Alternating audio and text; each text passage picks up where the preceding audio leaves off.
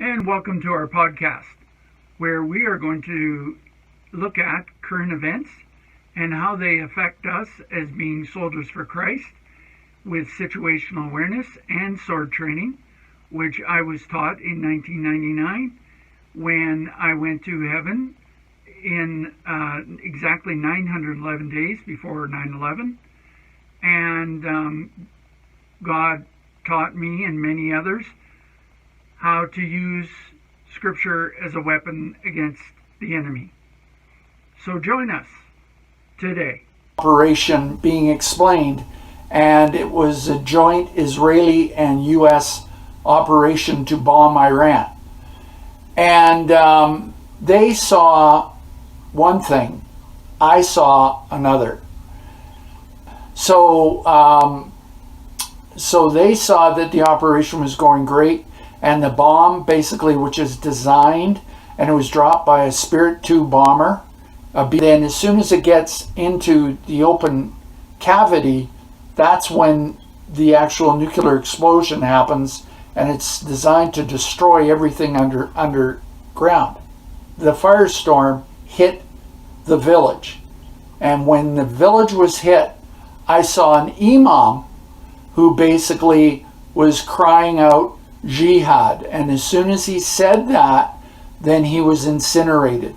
Then I was taken out from the earth, outside the earth, so I could see it. Tank across the street on the corner. I saw, or rather this way, I saw,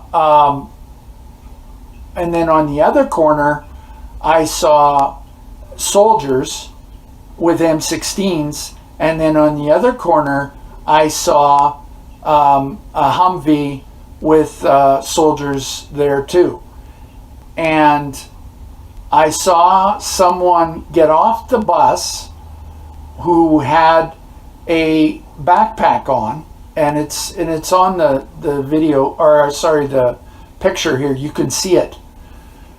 Anyways, spiritual awakening that's going to occur, a true awakening, and there's also going to be a demonic one as well. It's going to be, I saw the congregations, people in the congregations very angry at pastors, yelling at them, like, right in front of their face, and basically yelling a blue streak because of the fact that they never warned them about these things going on. They kept saying, oh, well, God's going to protect us, and, and nothing is going to ever happen, in North America. God is never going to judge North America, and blah, blah, blah, blah. Being explained, and it was a joint Israeli and U.S. operation to bomb Iran. And they saw one thing, I saw another. So they saw that the operation was going great, and the bomb, basically, which is designed, and it was dropped by a Spirit 2 bomber. Then as soon as it gets into the open cavity, that's when the actual nuclear explosion happens, and it's designed to destroy everything underground. The firestorm hit the village, and when the village was hit, I saw an imam who basically was crying out jihad, and as soon as he said that, then he was incinerated. Then I was taken out from the earth, outside the earth, so I could see it. Tank across the street on the corner. I saw, or rather this way, I saw, and then on the other corner, I saw soldiers with M16s, and then on the other corner, I saw a Humvee with soldiers there too. And I saw someone get off the bus who had a backpack on, and it's on the video, or sorry, the picture here. You can see it. Anyways, spiritual awakening that's going to occur, a true awakening. And there's also going to be a demonic one as well. It's going to be, I saw the congregations, people in the congregations very angry at pastors, yelling at them, like, right in front of their face, and basically yelling a blue streak because of the fact that they never warned them about these things going on. They kept saying, oh, well, God's going to protect us, and nothing is going to ever happen, in North America. God is never going to judge North America, and blah, blah, blah, blah. It was a very vivid dream. And basically what it was is, as I said, if you heard me on Christopher's podcast, it was basically I was a fly on the wall. And I was in the middle of, as you can see by the pictures when you watch the video, I was in a control room, and it was a joint Israeli-American operation, and I could see what they were doing.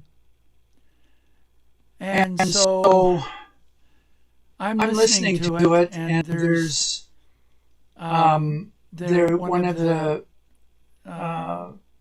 officers is explaining, the technical officers is explaining to the generals what's going to happen, and the procedures and everything. And you can see in real time the B-2s that are on their way to the destination. Well, actually, they're over the target at this point. And they're about ready to drop their ordnance. And there's 5 of them. And they're called Spirit bombers. Anyways, they're B-2s. And so when I saw this, when they dropped the ordnance, I found out later that this ordinance was classified in 2006. But in 2010, it wasn't. It was declassified. And because it was declassified, I could see it. And that's how I knew that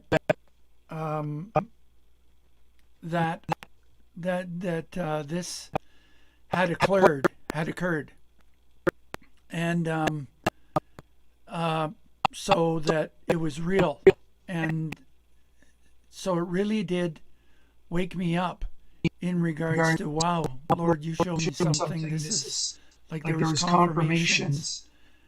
And why that's important is because of what this did, what this operation did. So there's things I'm going to tell you that weren't in the video. So basically, when this occurred, as they were dropping them, they were saying that, everything is going to be okay, that they're not going to really know what happened, except the main people that are directly in the vicinity, they're not going to know what occurred because it's all going to occur underground, and it's designed to do that and create an earthquake. So what happens is the bomb actually goes down and it bores a hole through direct explosives, and it punches a hole through the mountain, and then it hits the facility, explodes downwards, and destroys everything, and it brings an earthquake.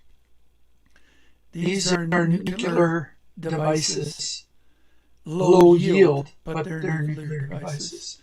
And anyways, So as it's happening, they're looking at it. And by the way, just to let you know, the exact place that they showed in this intelligence briefing, well, operation that was live, is the exact place where later on they mentioned that this is where the centrifuges were. So that was another confirmation to me. Anyway, so it was absolutely massive. It was, I don't know, it was at least 100, if not 200 feet high, the underground facility. When you take a look at the video, you can see, I tried a little bit to try to get you to understand the scale of it. There's a little circle there, and there's an arrow, and that's pointing to the guy who's in charge of Iran, or was. I don't think he is anymore, but anyways, I can't remember his name. But that's in the video. But anyways, he was like a tiny little, I mean, he was so small, and it was so big. So anyways, what happened is, when it went through and it came to the roof of the facility was at least 20 feet of reinforced concrete. And they didn't realize how deep it was, and anyways, it fell apart. And the explosion, because it didn't hit the facility, it went up. And I saw an imam that was crying out jihad, and then he was incinerated by the inferno that came out. It came out through the hole, and then it went on both sides of the mountain and incinerated everything. And just before the Lord, who, whether it was the angel of the Lord, I don't know, but the angel was holding my hand just before we went out into outer space. I saw worldwide men, women, and children being strapped. And you can watch the video. I have to be a little careful what I say here on YouTube. So anyways, and then I was taken out into the Earth's atmosphere, outside of in space, and I saw little tiny little slivers of light, sparks actually. Small little sparks that basically covered the globe. And I could see how they were increasing in size. So the sparks were increasing in size to flames. And once they got into the flame size, then all of them, they seemed to all kind of gathered together, and eventually the globe was literally on fire. And that's when the angel said to me, "We're going back." And I'm like going, "What? Are you serious? I don't want to go back into that for Inferno." And anyways, so we went back. Now, when the angel held my hand, we started going back. We hit the Earth's atmosphere, and I could see the continents, and I could see the I could basically see the divisions. There's no borders, right? But I could see the divisions of the continents, and then I could see more and more and more of the divisions and so on that occurred, the borders, right? And then I was about, I don't know, I must have been about 40,000 feet up. And then all of a sudden, just like that, it's like snapping your fingers. I was on the street corner, excuse me, in my hometown city of about 1 million people. And I was seeing, first of all, where I am, I don't know if you've ever experienced a tornado, but a tornado, when it's spinning and it is about when it hits a town or anywhere, it starts to shred everything. And what happens is this debris basically is taken up into the cloud. And what happens is it literally throws all this debris everywhere. So, and it's very fine. So it kind of clouds the sky. And like, if you've ever been in a war zone or actually have seen a war zone, when the bombs and everything explode and everything, there's debris and everything that's in the sky. And it kind of coats everything. And it dims the light. So it gets very dingy, it gets very dark. Anyways, so when I was put onto the sidewalk, and I landed it right at the intersection. That's what I saw. It was really dingy. It was like a tornado had gone through there, and I couldn't figure out what was going on. And I saw across the street a tank, an M1 Abrams tank, and the other corner I saw troops with M16s. Excuse me, and I also saw a Humvee on the other corner. And then, so there's four corners, right, to the intersection. I saw a bus, a transit bus, park right in front of one of our buildings. Actually, it's our city hall. And somebody came, and I could see someone came off, a girl actually, came off the bus, and she had a backpack on. And then the entire bus exploded into two. Now, when this happened, there was chaos everywhere. And so I'm like going, okay, what in the world did I just land into? And so then what happened is, once that explosion occurred, obviously there was mayhem and there was screaming and everything. And then other bombs started going off. And what I realized was those sparks that I saw was these events occurring worldwide. And then I had an understanding that this was something extremely, extremely significant.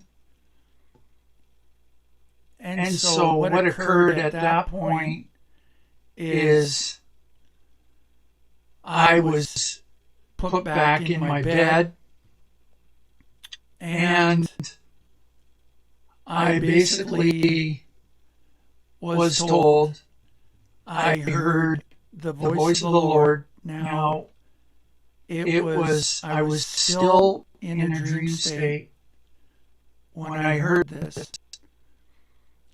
I am coming soon. Prepare, prepare, prepare. I will have a bride without spot or wrinkle. She will be purged. And so that was what occurred in 2006. Now, what you don't know is in 2005, I started building a website because the Lord had wanted me to start to prepare the people and warn them and prepare them. So teaching. So I built, this is where Berean Builder Ministries came from. And I was starting to build the website. Now, this was in March. And in April, while I was actually trying to build the website, I got deathly ill. My skin was so hot that literally it was hot to the touch. My wife couldn't even touch me. I had a fever that was so bad that I literally was in, I think I was pretty well in bed for about a week. Now, I have absolutely no idea what it was. I went to the doctor and they basically said, well, we don't know what this is. So there's another part to this, and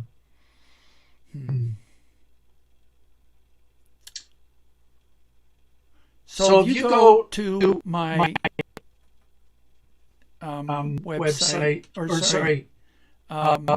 my YouTube, there is a video there called Alienation. And that is basically my testimony of basically close encounter of the third kind. And I saw something. It landed. I saw it. And I lost 5 hours of time missing.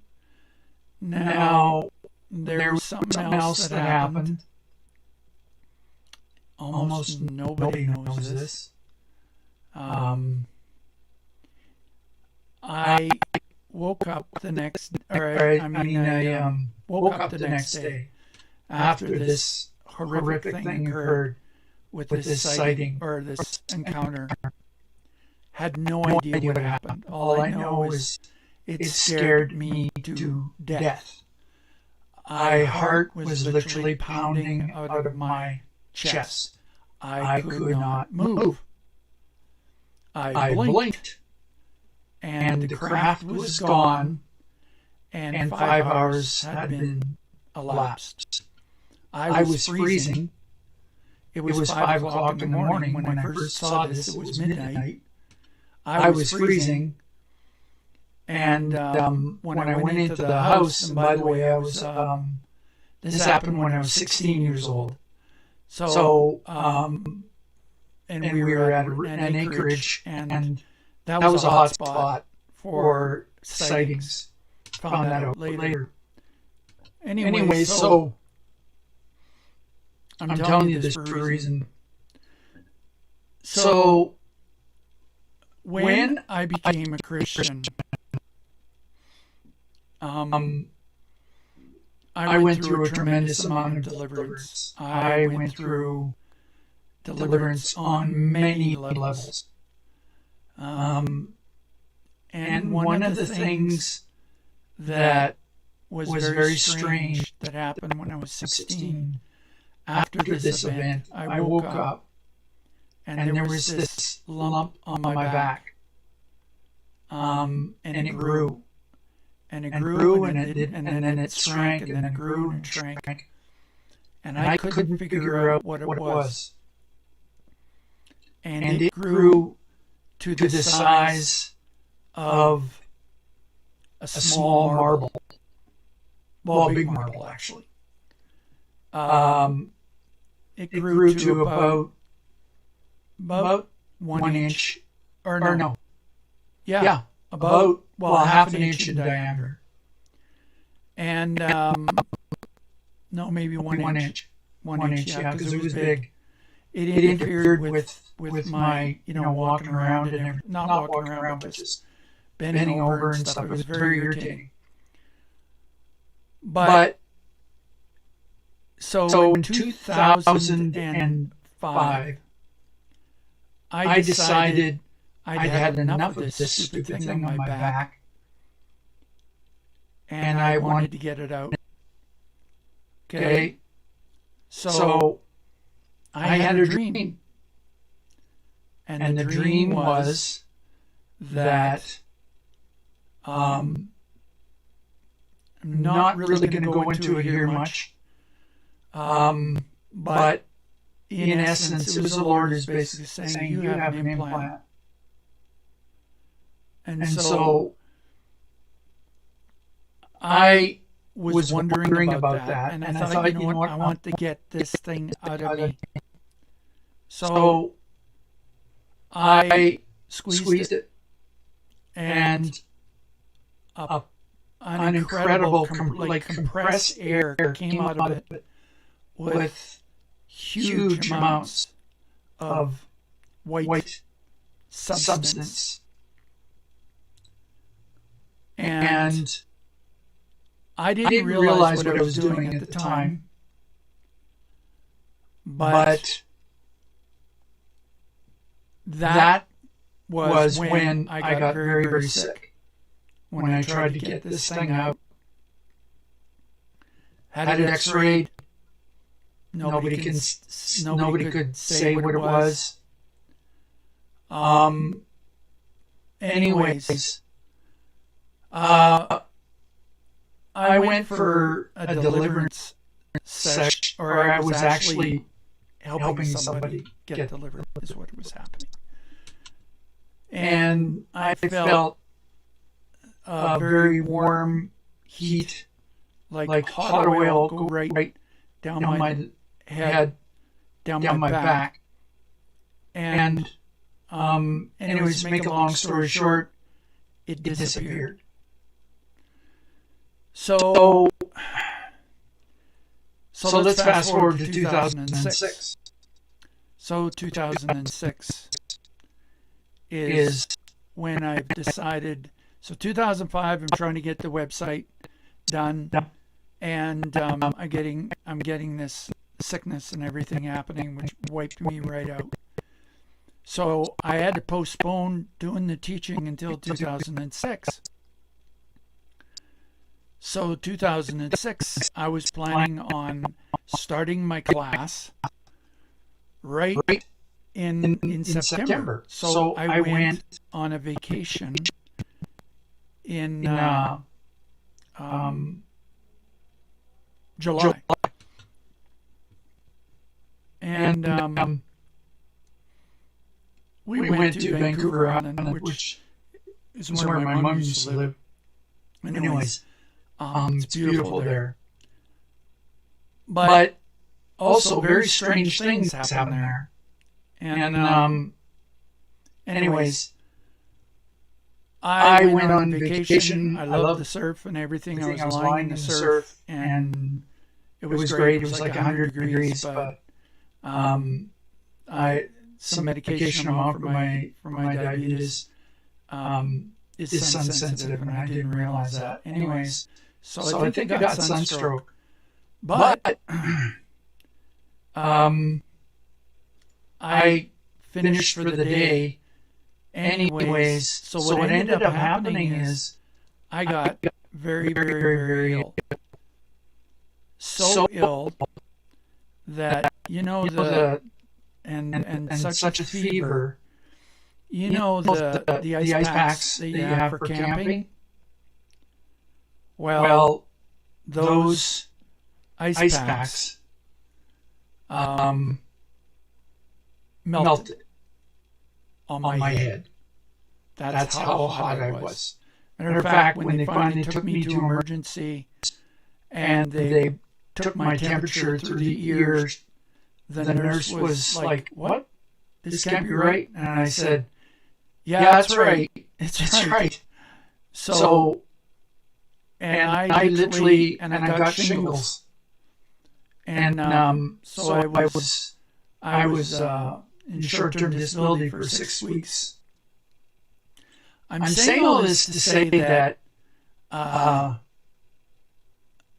Satan did not want me to teach this course. And he tried his best to try to remove me from the equation. When I went to the hospital and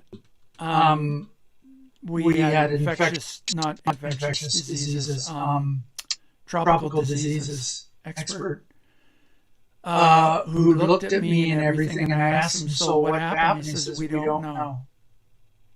We don't know what happened to you." I was like, "Okay." So I took intravenous antibiotics for 6 weeks, and then I was kind of okay. So I'm saying all that because 2006 is also when the Lord gave me this dream. So I would appreciate you praying for me, because I don't think the enemy wants this out.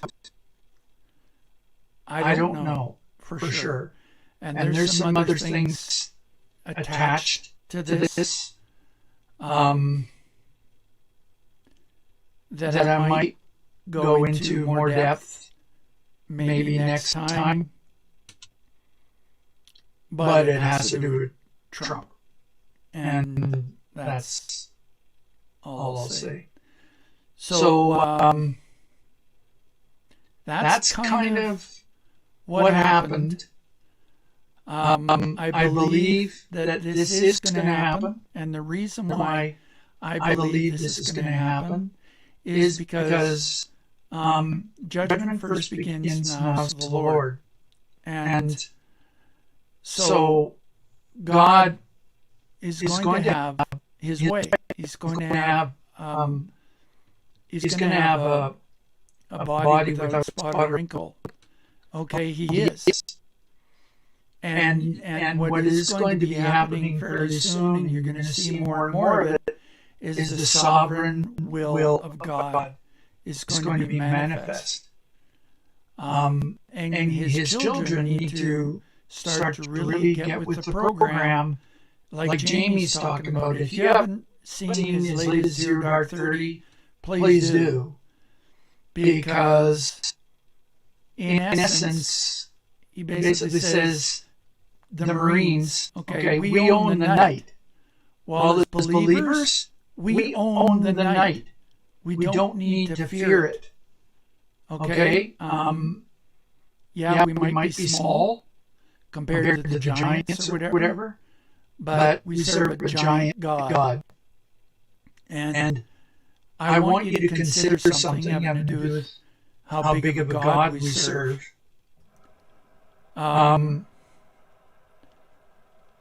There's a scripture in Isaiah.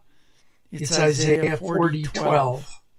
And it basically says that the Lord measures the heavens, the universe, in a span. That is a span. Difference between your thumb and your forefinger. That's a span. That's how big of a God we have. I mean, we're in here somewhere. I don't know exactly where. So, that's how big of a God we serve. And, he laughs at the plans of the enemy. He laughs at the leaders of the world and all of their great, movements and plans and everything. He just laughs. So So God is going to show himself very real, very quickly, and I believe very soon. And so we have nothing to be afraid of. But you see,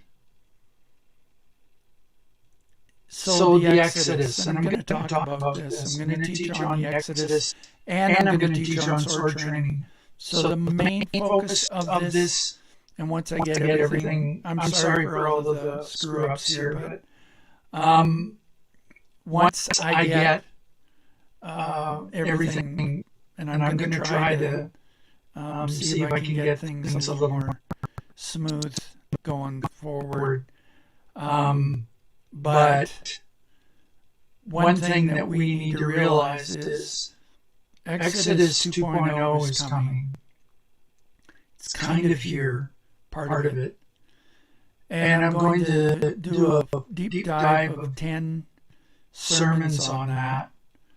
From what God showed me having to do with that. And so the sword training that I've done so far has really been what we've called Boot Camp 101. It's just the cursor. It's just the cursory stuff. It's not really going into everything.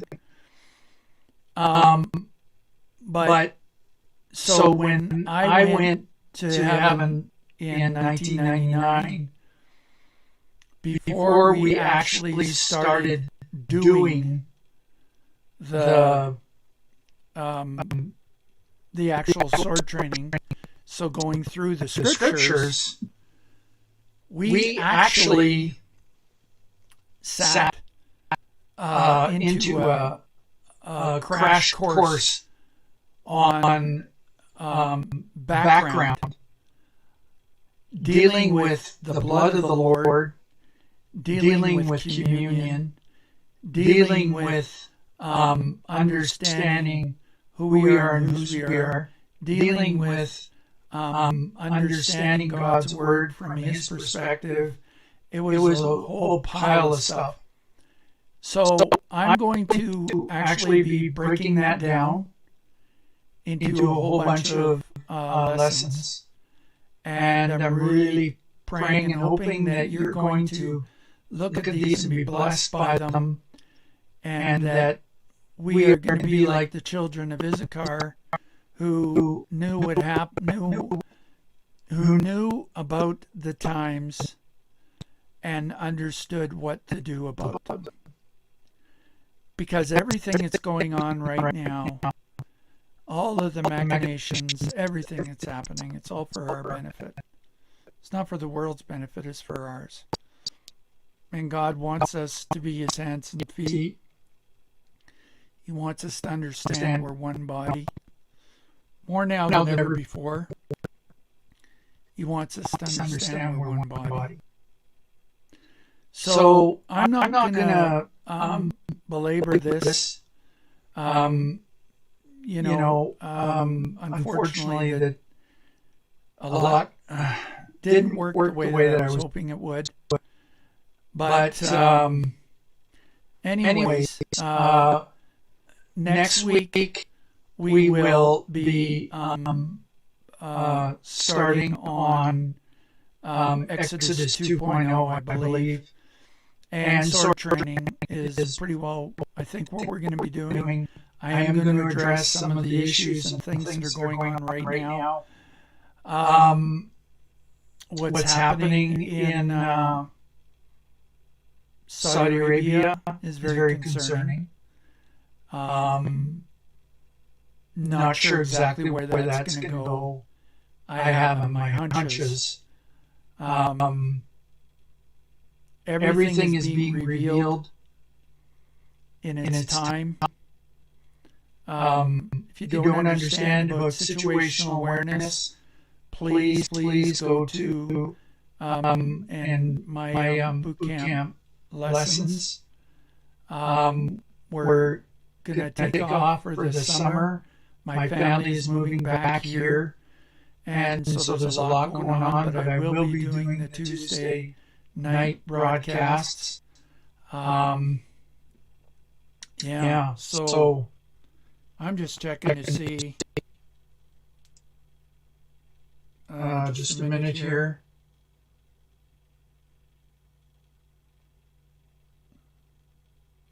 I'm just looking to see. Hang on. Why is it not?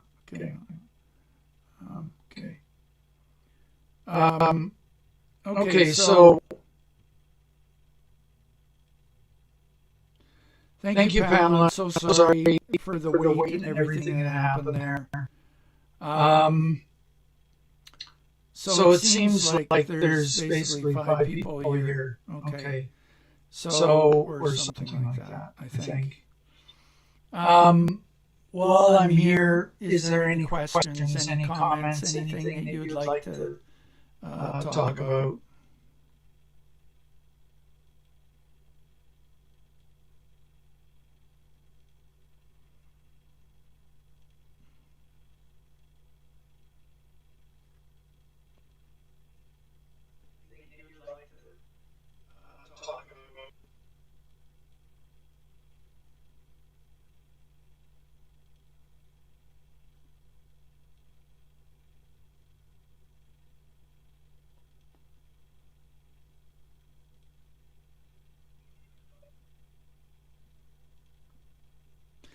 Okay, well, I mean, I could basically talk about all sorts of different things. I could talk about solar warden. I could talk about all sorts of different things.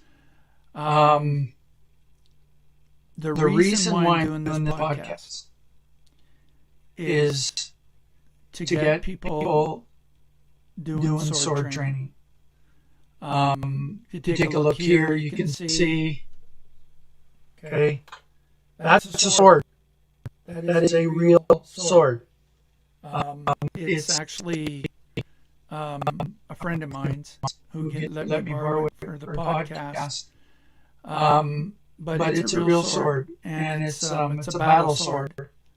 It's more of a medieval battle sword, but they're similar to the ones that the Romans used. They used two different swords. They used their battle sword, and they used a kind of like a dagger. And the dagger was the one that they used most of the time. That was close combat.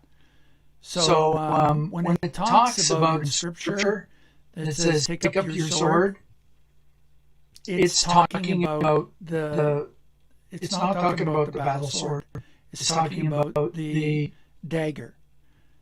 Because our enemy is personal. And he's close. And so when we fight him, we have to do it in close proximity to the Lord. In other words, and this is why the body of being one body is so important, because and if you haven't looked at my body dream, I really encourage you to do it. I'm getting more and more confirmations having to do with that. So that's huge, because it means that when we fight our warfare, that warfare, so Scripture talks about that you need to wage war wisely. So when you wage war, you do it as the battle's the Lord's, right? So the way we wage war is not the way the world wages war. Not even close. It's totally opposite. So one of the ways you wage war is by love.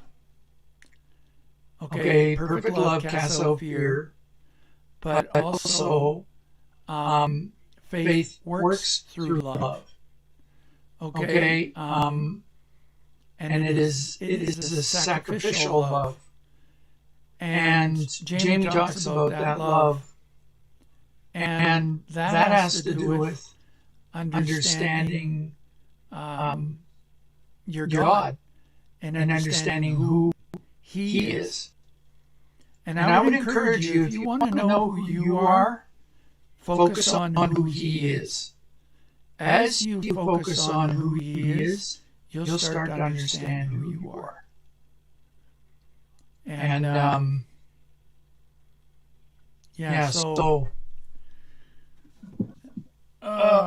see if there's anything here. Do you think technology will be used on the new Madrid fault line? Actually, I believe it's already being used, Pamela. They're probing it. They're pushing it. So if you go to my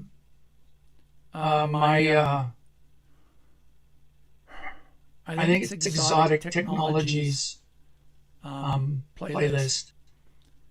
In there, you'll see a video by a man named Colonel Thomas Bearden, Bearden. He's former Navy, and most of, and there's a reason for it, but most of top secret classified projects are from the Navy. Now, so because Solar Warden is naval, that's Navy. Okay, ships in space, but it's Navy. So anyways, and one of the things that I might do on my podcast, if you guys are interested, is I can bore down and really do a deep dive into technology, esoteric technology, HARP, scalar weapons, propulsion technologies, levitation technologies. I can go into any of those. Now, what's happening right now, and the reason why I say Colonel Tom Bearden is because he was involved in research projects having to do with scalar weapons. And scalar weapons are the Cadillac of weapons. Scalar weapons are everything. Scalar is everything. Scalar technology is everything. It's frequency, it's weaponry, it's communication, it's transportation, it's everything. And so there is a signature, an actual frequency signature that is a marker of scalar activity.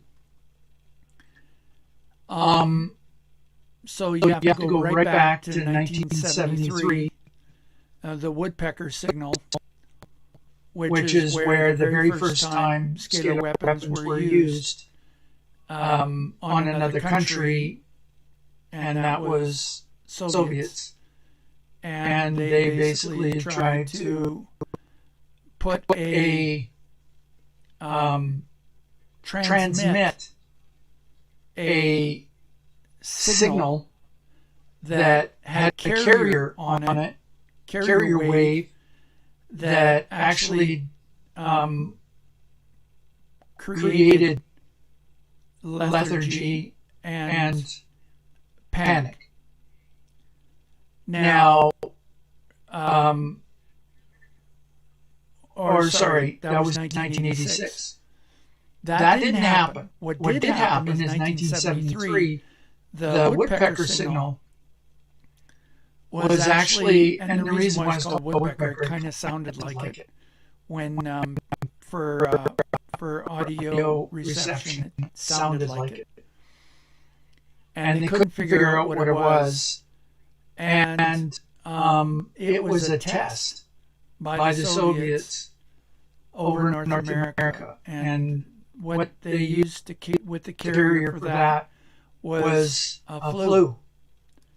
and there was a massive flu epidemic in North America in 73. And they didn't understand why. Well, those that are involved with scalar understood why. So scalar weapons now, they're probably in their sixth, maybe even seventh generation now. But to my knowledge, there's generation 4, 5, and 6.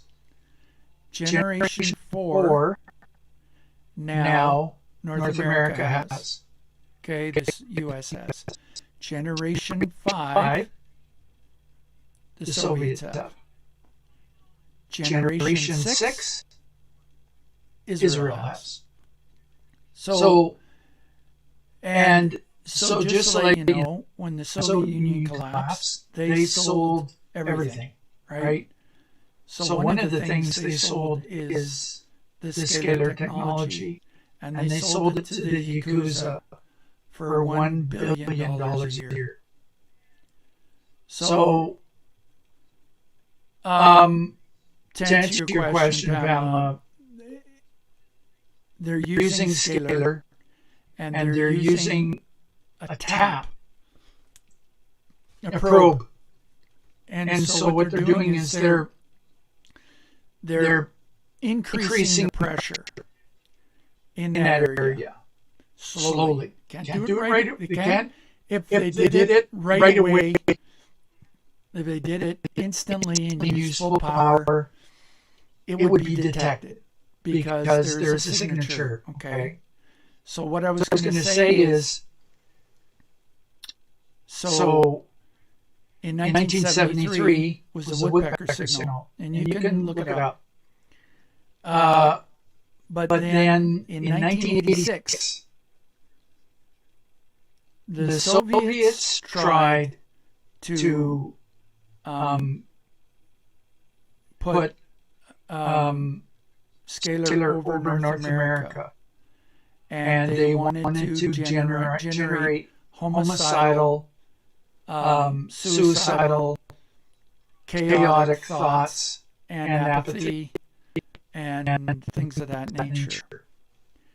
Well, Israel got word of it, okay, and basically they put, so if you understand, so this golden dome, it's not what you think it is, okay? It's actually scalar. And they will release it eventually, but that's what it is. So what occurred is on in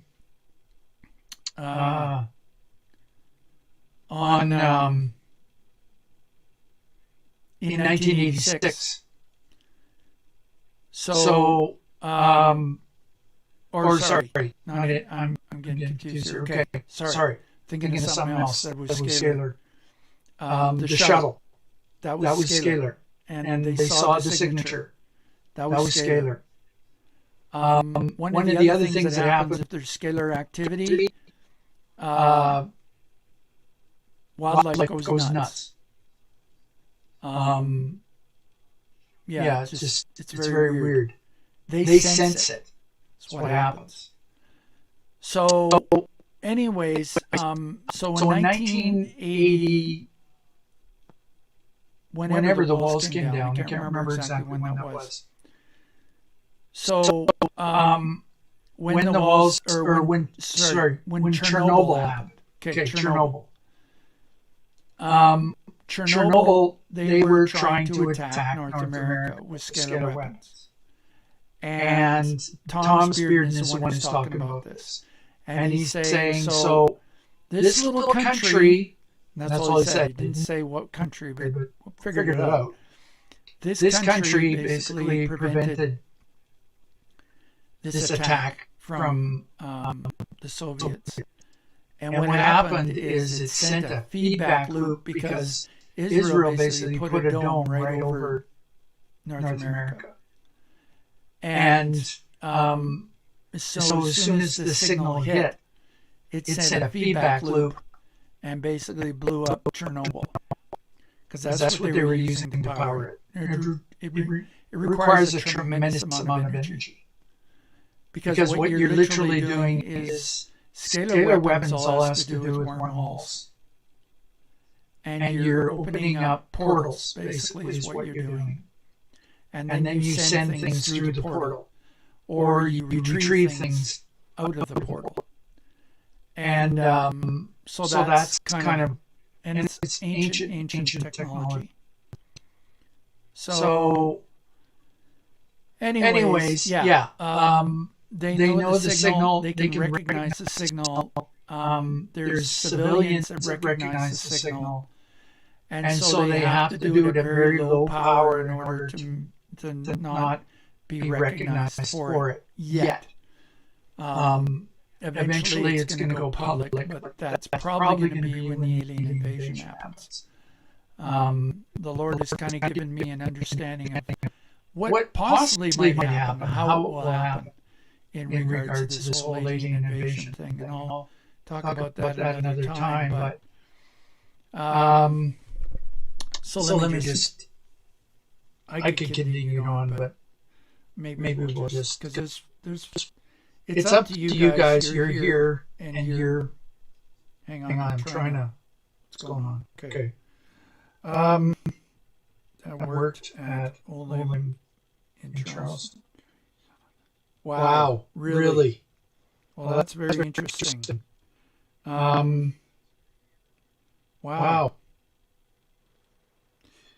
Well, really? Well, I wouldn't mind actually interviewing you, pal, if you're up for that.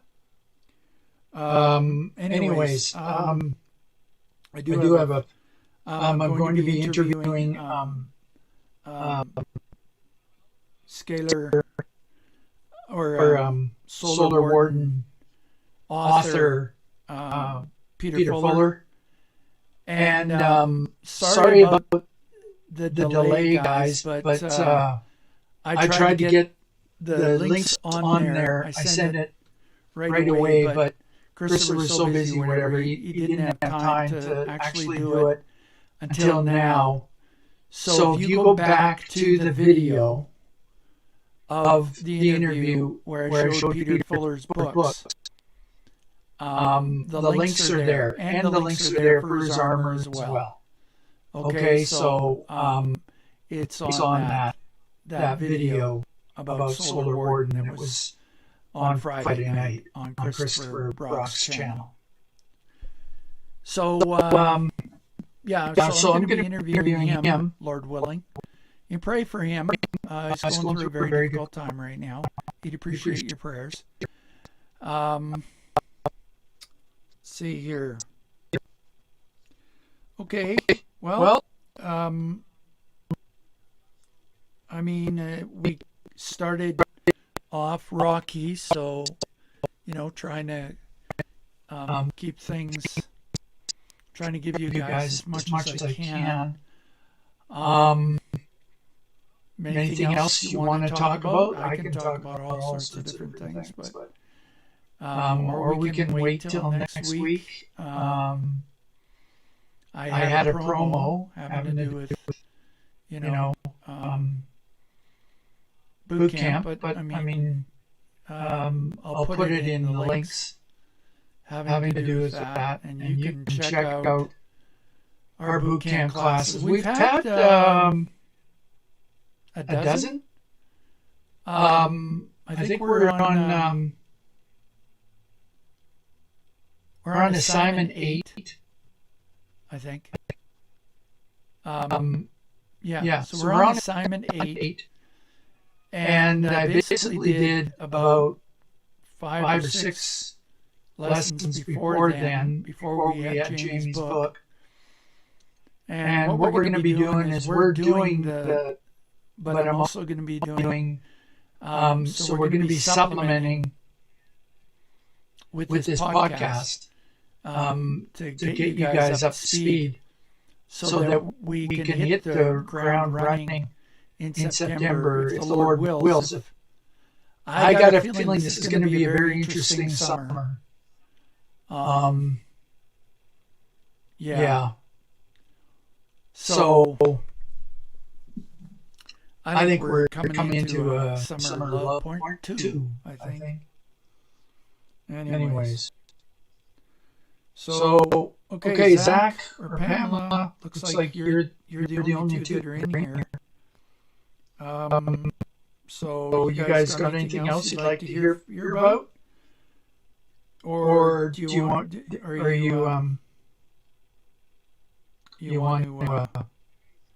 I'm here. Take advantage of it. If you've got any questions, anything about anything, I'll try to answer whatever I can.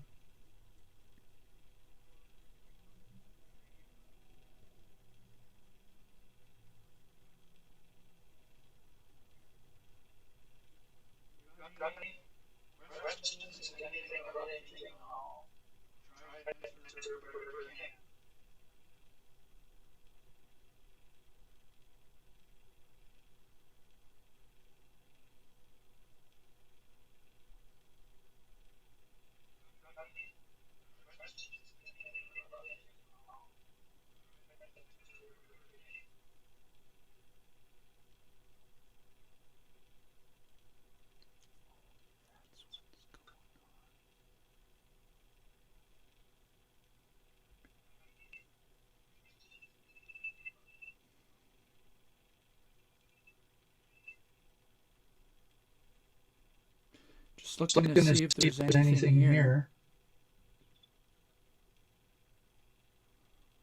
Okay.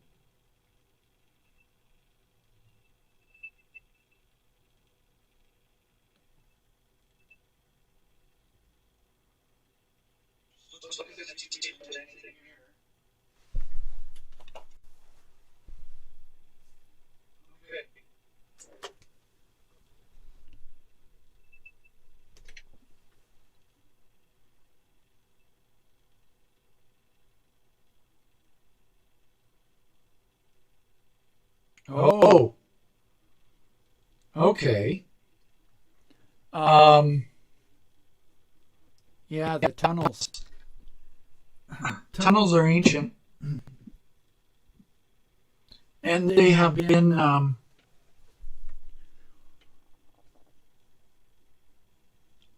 there's a video that I saw in 2019, I think, when Q was doing his stuff. Very interesting. And there's a guy named, what's his name now? I don't know how legitimate he is, but I don't know his background, anything like that.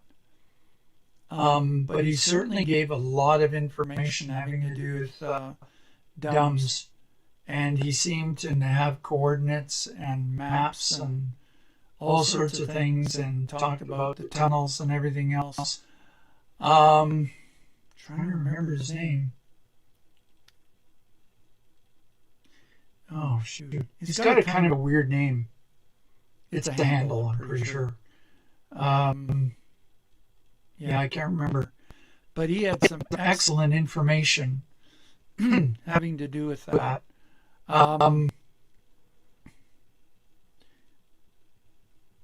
The tunnels and everything actually are biblical. They're talked about in Scripture, actually.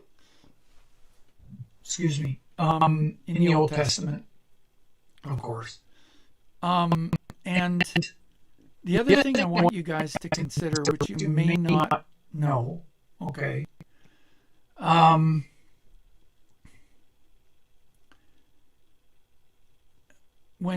and Chuck Missler does an excellent job on this. So if you remember, when I first was interviewed by Christopher, I basically said that the Bible isn't a book. It's a multi-dimensional communication device by an omniscient, omnipotent God. And it's supposed to be read that way.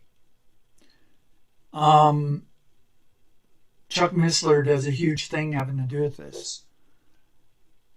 There is embedded in the Scriptures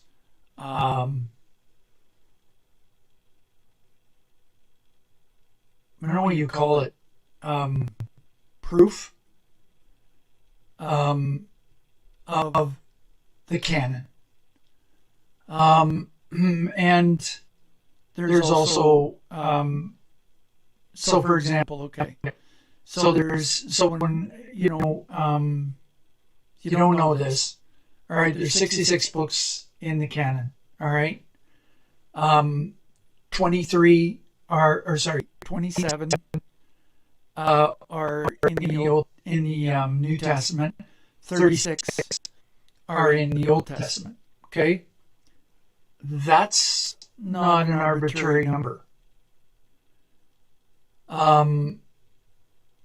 There is, okay, so that's literally 2/3 and 1/3.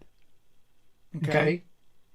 So those fractions are very, very, very, very important. The ancients, going all the way back to Egypt, 5,000 plus years ago, or further,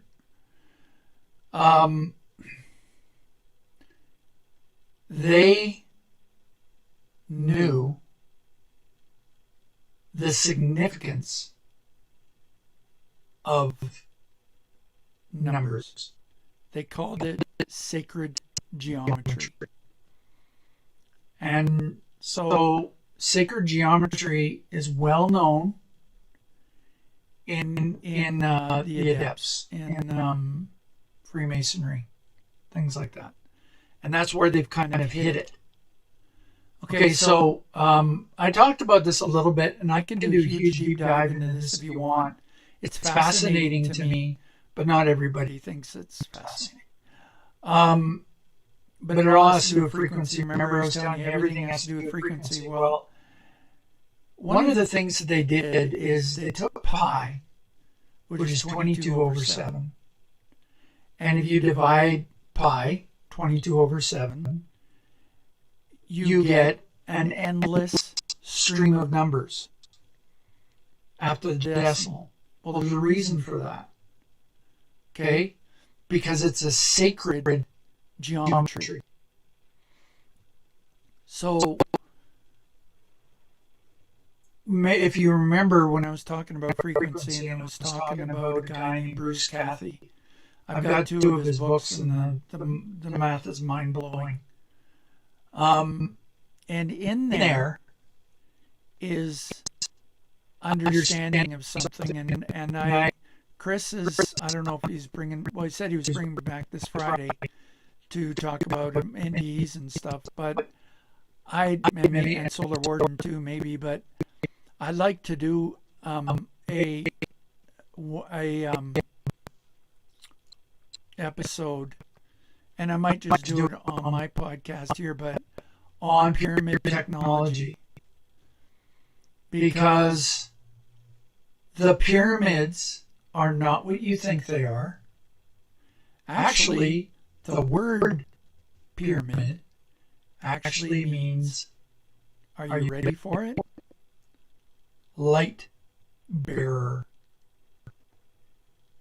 And the exact geometry of the Great Pyramid is exactly, and I mean exactly, to within, I think it is 5 decimal points, the speed of light. So they knew back then the speed of light. They understood frequency. They understood sacred geometry. All of these things have been hidden. Now they're starting to come out a little bit. And the reason why they're coming out is, and I've mentioned this, I don't know if you guys ever heard this before, but there's more than one way to create things. The way that we create things as man is really obtuse.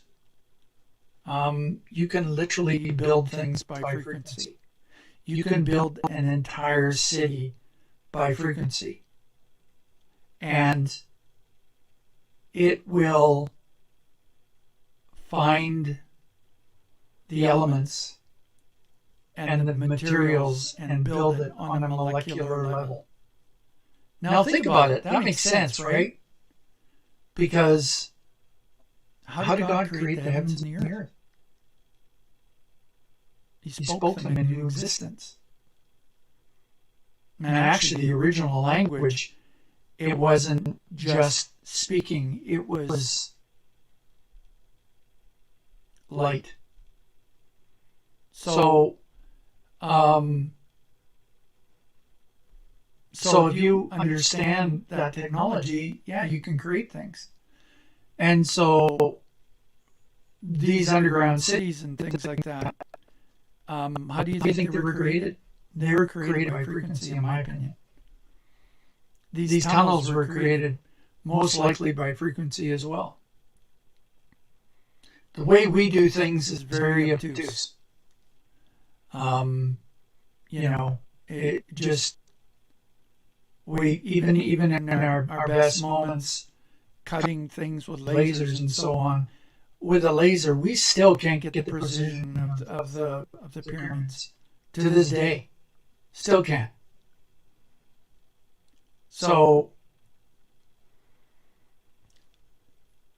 the tunnels are ancient, and they built upon those tunnels throughout time, and there's an entire satanic kingdom under the earth, and they basically, some people are saying that when the floods happened, that they went underground.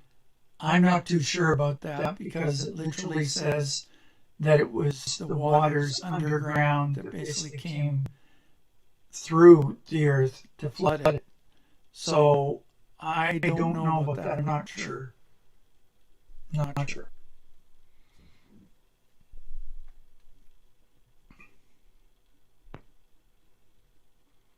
Yes, they are. Pyramids are an energy source. Well, yes, they are. And so what's happening with the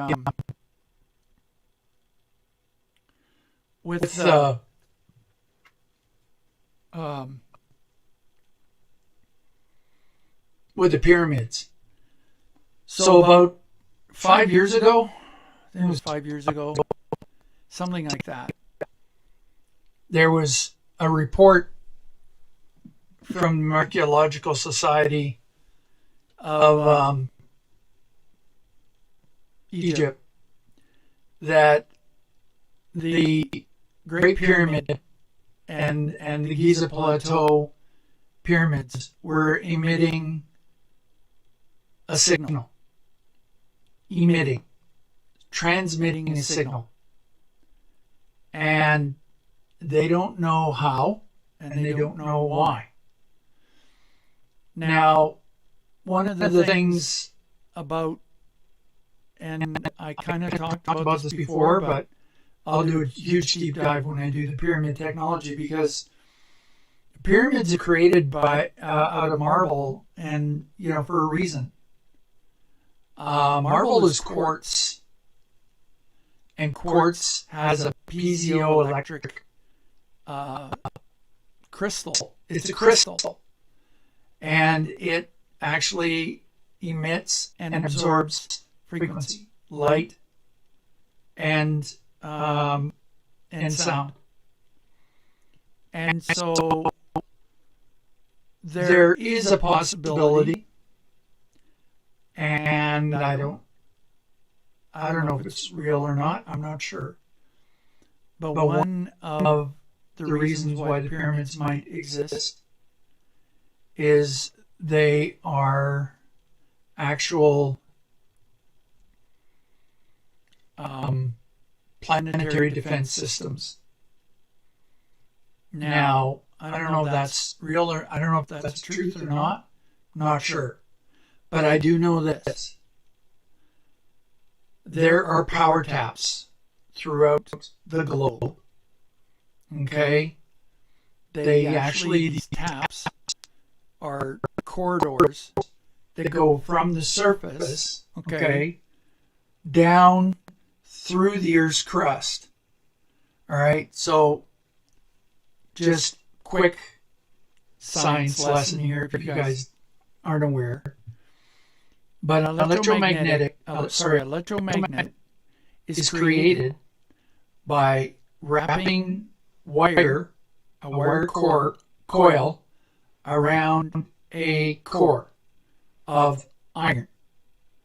When you do that, and then you put an electric current through that coil, it creates an electromagnet. Well, the Earth is a massive electromagnet. So the core of the Earth is molten iron. Okay? Now, the reports that sort of come in having to do with this underground structure, these towers that go, these corridors that go down from the top or the under surface of the pyramids and go down. When I saw them, I went, oh, that's interesting. I'll bet you those curls that are going on, I'll bet you they're copper.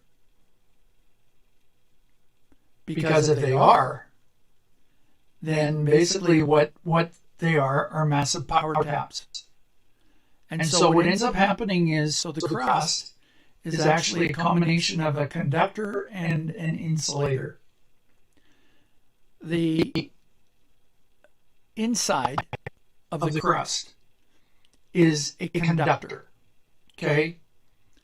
Outside of the crust is an insulator. Earth is an insulator, okay? So in essence, the rotation of the globe, okay, causes a torque, which actually is an opposing force that is at 90 degrees.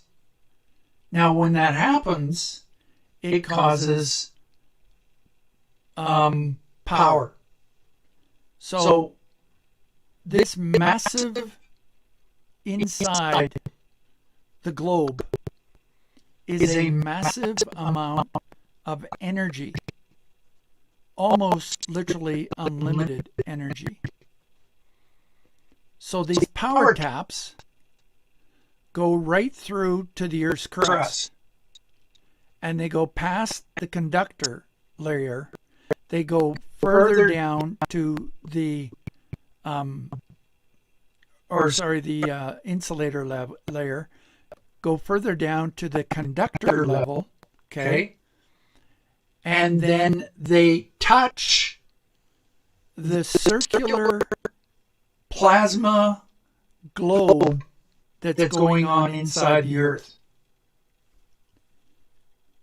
And they access those power taps. Now, some people are saying all of them were connected before the flood.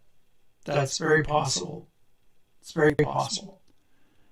I know Tesla did an experiment, and if I have no idea how to do this, but I have a video series called the Tesla Files. It is absolutely fascinating. Because according to their assertion, when Warden Tower was torn down,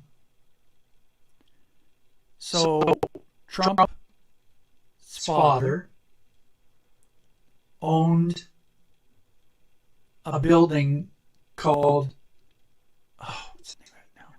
New York something or other. Anyways, that building is where Tesla lived until he died. Okay? And that building was exactly with they had to put an extension on it and everything else, but to the spire at the very top is exactly 666 feet. And so the supposition is that Tesla continued his work, and Fred Trump allowed him to stay there, and he literally created another Warden Tower, only this was actually the building itself. Now, whether he was successful in regards to, because he embedded massive spikes into the foundation of the building, and there was huge construction and stuff that went on, and massive generators that were put into the building, and some very interesting things that way. So it's all related. Tesla's related to everything.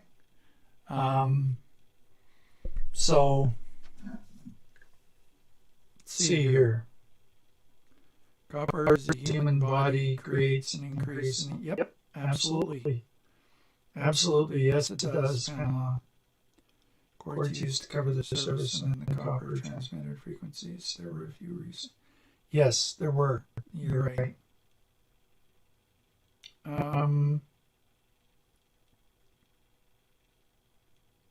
Okay, so you have seen the Tesla files. Yeah, they're. I want to watch them again because it was so long ago I watched them. Pyramids in Alaska and a few other places in the United States. Yeah.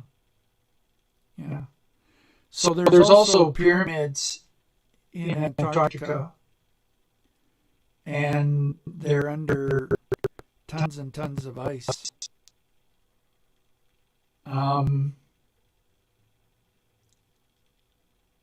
Okay, well, can I just get a yay or a nay from those that are watching right now?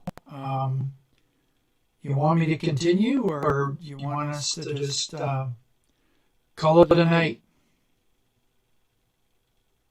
I can talk forever. I got so many things I could say, but I literally know we're an exaggeration. In 2018, when I had my class, I kind of did my own personal record.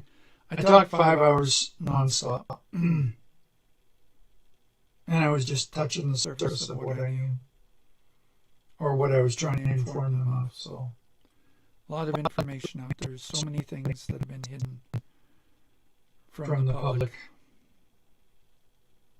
And I never had a classified education, or never,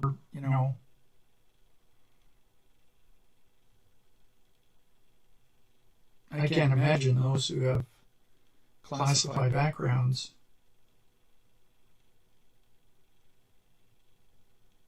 I worked on some, they weren't classified, they're called compartmentalized projects. I hated that because they don't give you any information. It's like everything's classified. So you're trying to engineer something, build something, and they give you this massive 8 by 10 foot blueprint and a tiny little 2-inch box. Everything else is blacked out, and you got to work from that. It's like, really?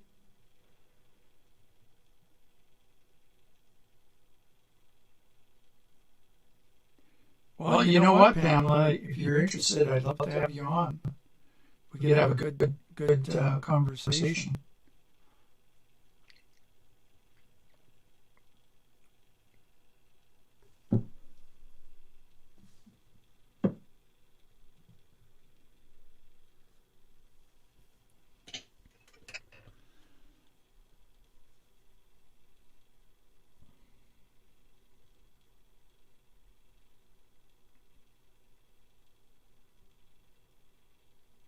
Well, it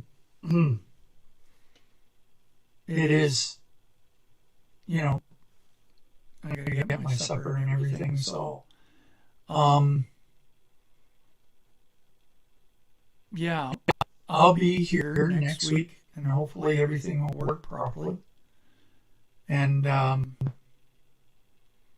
think we'll kind of call it a day now. And yeah, so thank you so much for joining me. And we will continue the conversation and the dialogue next week. And so God bless everyone. And I'll be talking to you next week. Oh, and Christopher, I think is he wants me on Friday night. I think that's what he mentioned. So, and there we'll probably be talking about my near-death experiences, which I've had numerous ones, and we'll just go from there.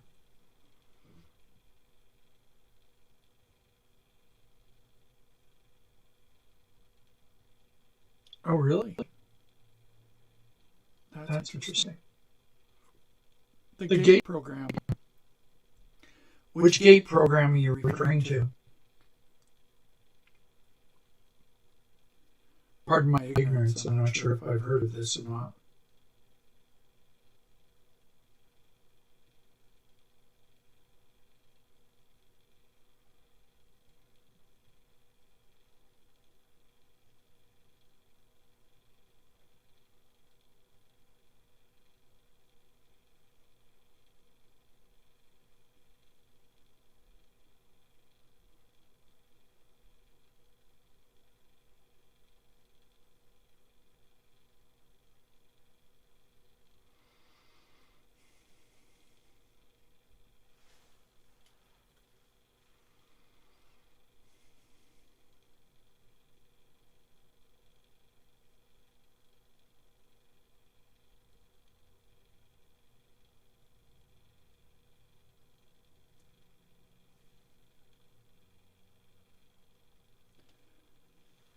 So what is the GATE program?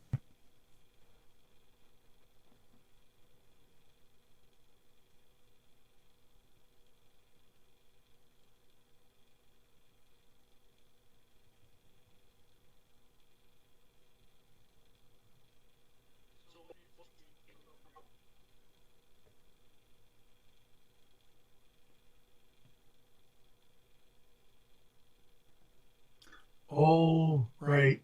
Yeah. Yeah, I'm aware of it. I didn't recognize the name there. Can you hear me okay? Am I clear?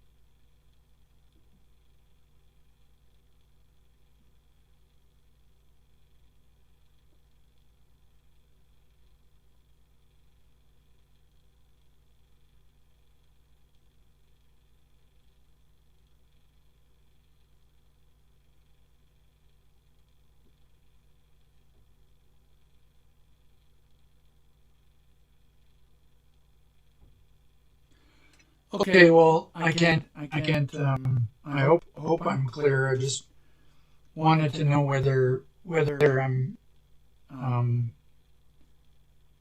being heard properly, because for some reason can't hear myself through my headphones. I don't know why.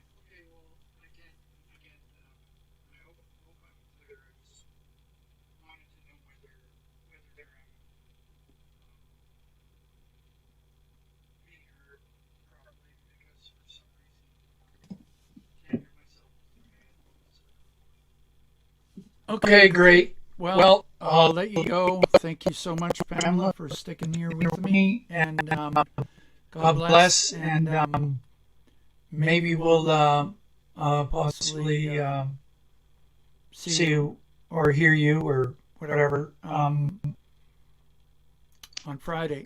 And consider if you want, I'd love to interview you. We could have a good conversation. It's up to you. All right, so God bless. I'm going to sign off now, and everyone take care, and we'll see you next week. All right, shalom.